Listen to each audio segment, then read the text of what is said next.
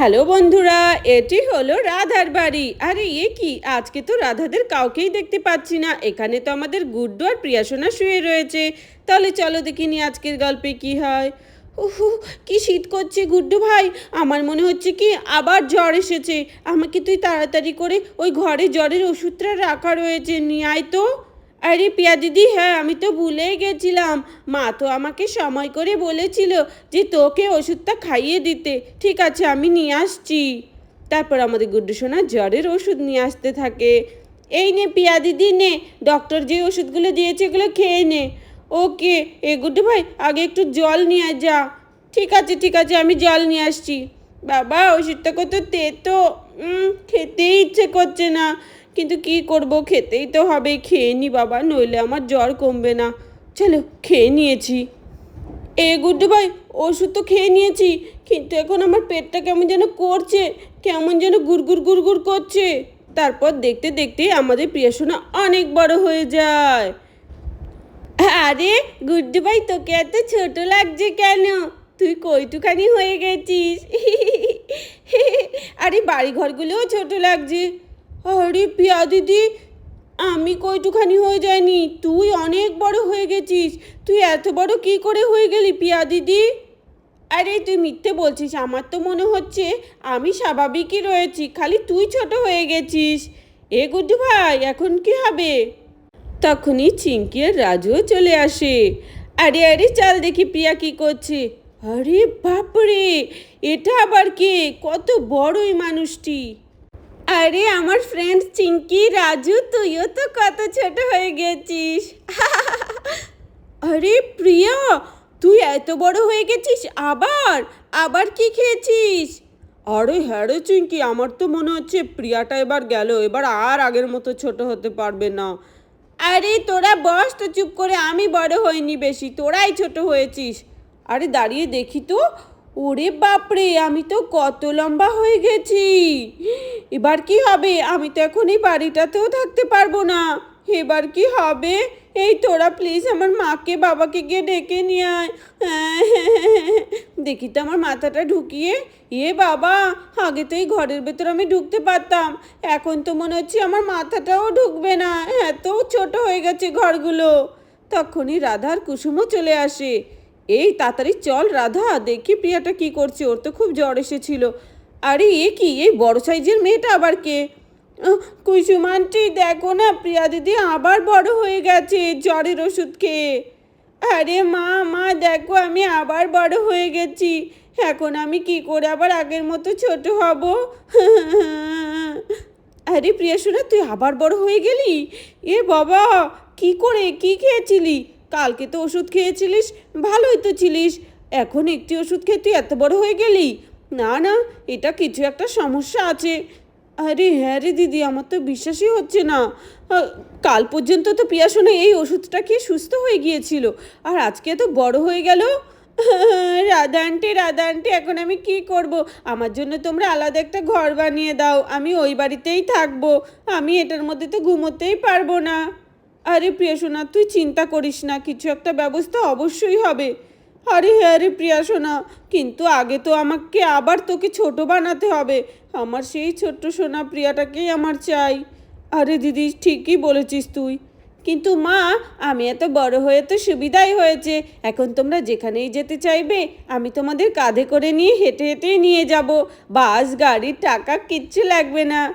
আরে না রে প্রিয়াসোনা, তুই যে কি বলছিস না, আমার তো সেই তোকে আগের মতো ছোট্ট প্রিয়াটিই চাই, যাতে আমি তোকে কোলে নিতে পারি, আদর করতে পারি। ও মা, তুমিও না? আমার তো মনে হচ্ছে আমি আর ছোট হতে পারবো না। একটা কাজ করো, আমি এমন বড়ই থাকি, তোমরা বরং আমার জন্য একটি আলাদা ঘর তৈরি করো, আমি ওই ঘরেই থাকবো। আরে না না প্রিয়াসোনা, এমনটা কখনোই হয় না। তুমি এত লম্বা, এত বড় হয়ে থাকবে, আর আমরা সবাই ছোট ছোট, তোমাকে চাইলে একটু কোলে নিতে পারবো না, আর সবাই তো অদ্ভুতভাবে তাকিয়ে থাকবে তোমার দিকে। হ্যাঁ রে রাধা, তুই ঠিক বলেছিস, আমার মেয়েটিকে দেখলে তো সবাই অদ্ভুতভাবে তাকিয়েই থাকবে, আর যদি পুলিশের লোকেরা জানতে পারে, ওরা তো ওকে ধরে নিয়ে যাবে মিউজিয়ামে। আরে হ্যাঁ রে দিদি, আমি তো এটা ভেবেই দেখিনি। যে করেই হোক প্রিয়াসোনাকে আবার আগের মতো ছোট বানাতে হবে আমাদেরকে। চল কিছু একটা ব্যবস্থা করি।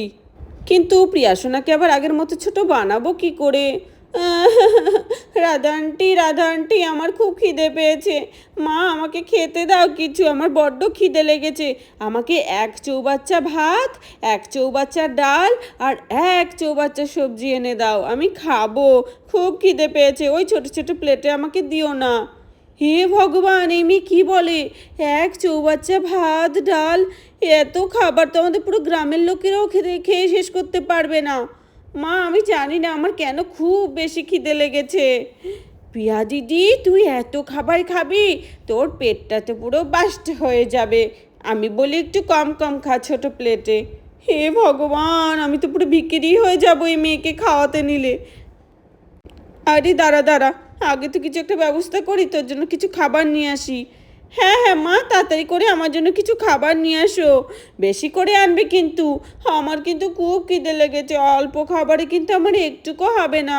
আরে আরে দাঁড়া দাঁড়া দাঁড়া, তোর জন্য এই কৌটায় কৌটায় যা খাবার আছে সব নিয়ে যাই কৌটা শুদ্ধ। এত বড় বড় কৌটার খাবারগুলো তোর তো নাকি হবেই না, তোর নাকি আরও অনেক বেশি খাবার লাগবে। কত খাবার লাগে তোর দেখবো। এই নে খেয়ে নে এবার। আরে মাত্র এই কটা খাবার? এই কটা খাবার তো আমার কিছুই হবে না, আমার আরও বড় খাবার চাই, আরও অনেক অনেক খাবার চাই মা। আরে প্রিয়া শোনা দাঁড়া দাঁড়া, এটা তো খেয়ে নে আগে, তোর জন্য আরও খাবার আনছি। তখনই প্রিয়া চলে আসে। মা তুমি প্রিয়া বলে কাকে ডাকছো? আরে আমার প্রিয়া শোনা তো এখানে, তাহলে এত বড় মেয়েটিকে। আরে প্রিয়া দিদি তুমি কোত্থেকে এলে? আমি তো ভাবলাম এই বড় মেয়েটিই তুমি। আরে এ কি, এ বাচ্চা মেয়েটিকে তো আমি বাথরুমে বন্ধ করে রেখেছিলাম, আর ও তো দেখছি চলে এলো। এবার কি হবে? মনে হচ্ছে এই বাড়িতেও আমি থাকতে পারবো না। আরে আমার প্রিয়াসোনা তো এখানে। আরে প্রিয়াসোনা তুই তো ছোটটিই রয়েছিস, আর আমরা মনে করেছি তুই অনেক বড় হয়ে গেছিস, এই মেয়েটিই তুই। ও মা, তুমি যে কি বলো না। আরে আমি তো মাত্র জ্বরের ওষুধ খেয়েছিলাম, আর আমি জ্বরের ওষুধ খেয়ে সুস্থ হয়ে গিয়েছিলাম। আর আমি বাথরুমে গেছি, আর এই বড় সাইজের দিদিটা এসে আমাকে দরজা লক করে দিয়েছে, আমি আর বেরোতে পারিনি। আরে তাই? আরে হ্যাঁ হ্যাঁ মা তাই। আরে বড় দিদিটা আমার জায়গা নিতে এসেছে। আরে গুড্ডু ভাই তুইও তো আছিস, আমি কত করে তোকে ডাকছিলাম বাথরুমটা খুলে দে খুলে দে, তুই তো শুনছিলিস না। এই দিদি ভাই তুমি কেন আমাকে লক করে দিয়েছিলে বাথরুমে? হ্যাঁ, আর তুমি বলছো তুমি নাকি প্রিয়া, এত মিথ্যে বলছো কেন? আসলে আমি সত্যি কথাই বলছি এবার তোমাদের। আসলে আমি ছোট থেকেই এত বেশি লম্বা, তাই আমাদের গ্রামের লোকেরা আমাকে তাড়িয়ে দিয়েছে। আমি নাকি তাদের গ্রামের সব খাবার খেয়ে নিই, আর আমার বাড়িতে আমার জায়গাও হচ্ছে না, আমি এত বড় হয়ে গেছি। আমি কোথাও ঘুমোতে পারছি না, থাকতে পারছি না। তাই আমি ভাবলাম তোমাদের বাড়িতে যদি একটু থাকতে পারি, তাই আমি মিথ্যে কথা বলেছি। আরে তাই নাকি? আর আমি তো ভাবলাম আমার মেয়েটাই নাকি এত বড় হয়ে গেছে। তুমি প্রথমেই আমাদেরকে মিথ্যে কথা বলেছো, তুমি আমাদের এখানে আর থাকতে পারবে না, যাও তুমি বাড়ি চলে যাও। আরে দিদি দেখ মেয়েটা কত অসহায়, ও তো বাধ্য হয়ে মিথ্যে কথা বলেছে। আরে তুমি মিথ্যে কেন বলতে গেলে? আচ্ছা তুমি যদি সত্যি কথা বলতে তাও আমরা তোমাকে সাহায্য করতাম।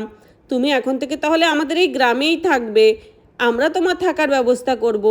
সত্যি সত্যি বলছো তোমরা? আরে হ্যাঁ, আর তুমি তোমার যা খাবার লাগে আমরা গ্রামের সবাই মিলে সেই খাবারের যোগান দেব। তোমার খাবারের আর থাকার কোনো অসুবিধা হবে না এখন থেকে। চলো তোমাকে আমাদের গ্রামে শেষে একটি সুন্দর বাড়ি বানিয়ে দিই। সত্যি বলছো তোমরা?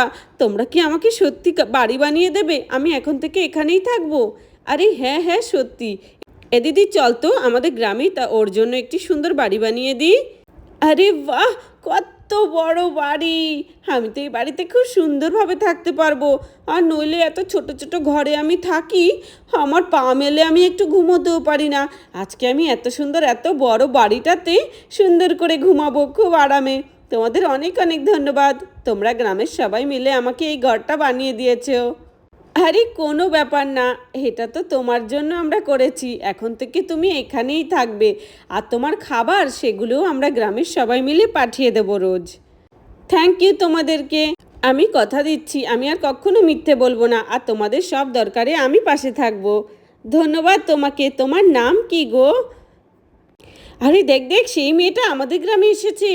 আরে রাধা, ওর নাম হচ্ছে জ্যোতিকা। আমরা শুনেছি এই মেয়েটিকে নাকি ওদের গ্রাম থেকে তাড়িয়ে দিয়েছে, ও নাকি ওর গ্রামের সব খাবার খেয়ে নিয়েছিল। আরে তাই নাকি? ও এখন থেকে এরকমটা আর কখনোই করবে না। আমরা গ্রামের লোকেরা সবাই মিলে ওকে খাওয়াবো। সত্যি বলছি, আমি ওই গ্রামের সব খাবার খাইনি। ওই গ্রাম থেকে আমাকে তাড়ানোর চক্রান্ত বানানো হয়েছিল। আর আমি তোমাদের গ্রামেরও বেশি খাবার খাবো না। আরে ঠিক আছে, ঠিক আছে, তুমি চিন্তা করো না। আমরা গ্রামের সবাই মিলে তোমার খাবার দিয়ে যাব। এখন থেকে তুমি আমাদের এই গ্রামেই থাকবে, কেমন? আচ্ছা ঠিক আছে। তোমাদের গ্রামের লোকগুলো কত ভালো, আমার সাথে কত ভালো ব্যবহার করো। আমি এত বড়, আমাকে কত অদ্ভুত দেখায়, তারপরেও তোমরা আমাকে আপন করে নিয়েছো। ধন্যবাদ তোমাদের সবাইকে। ধন্যবাদ দেওয়ার দরকার নেই, তুমি সুস্থ থেকো তাহলেই হবে। ঠিক আছে বন্ধুরা, আজকের ভিডিওটি এখানেই শেষ করছি। যদি ভালো লাগে প্লিজ একটি লাইক করো আর সাবস্ক্রাইব করে আমাদের পাশে থেকো। ধন্যবাদ সবাইকে।